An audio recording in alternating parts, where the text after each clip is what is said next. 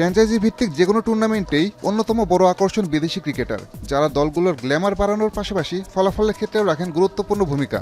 ব্যতিক্রম নয় বিপিএলেও, তবে এবারের আসরে মানসম্পন্ন বিদেশি ক্রিকেটার পাওয়া নিয়েই দেখা দিয়েছে শঙ্কা।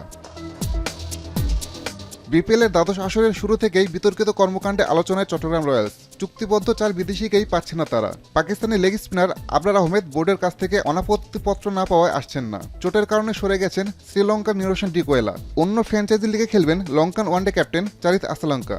অন্যদিকে চুক্তির চেয়ে বেশি অঙ্ক দাবি করায় আয়ারল্যান্ডের পল স্টার্লিংয়ের সঙ্গে চুক্তি বাতিল করেছে ফ্র্যাঞ্চাইজিটি। শ্রীলঙ্কান অলরাউন্ডার অ্যাঞ্জেলো ম্যাথুস ও যুক্তরাষ্ট্রের অ্যারন জোন্সকে নিয়ে বেশ শক্তিশালী দল সাজিয়েছিল সিলেট, তবে ব্যক্তিগত কারণ দেখিয়ে টুর্নামেন্ট থেকে নিজেকে সরিয়ে নিয়েছেন ম্যাথুস। অন্যদিকে ক্রিকেট বোর্ড থেকে ছাড়পত্র না পাওয়ায় বিপিএল খেলতে আসছেন না জোন্সও। নোয়াখালী এক্সপ্রেসে খেলার কথা থাকলেও চোটের কারণে ছিটকে গেছেন লঙ্কান কুশল মেন্ডিস। বিপিএলের মাঝে অনুষ্ঠিত হবে পাকিস্তান শ্রীলঙ্কা টি-20 সিরিজ। সে সময় এই দুই দেশের ক্রিকেটারদের ছাড়তে হবে দলগুলোকে। সব মিলিয়ে তারকা বিদেশি ক্রিকেটার ছাড়াই অনুষ্ঠিত হতে যাচ্ছে বিপিএলের এবারের আসর। আসাদুজ্জামান লিটন, এখন।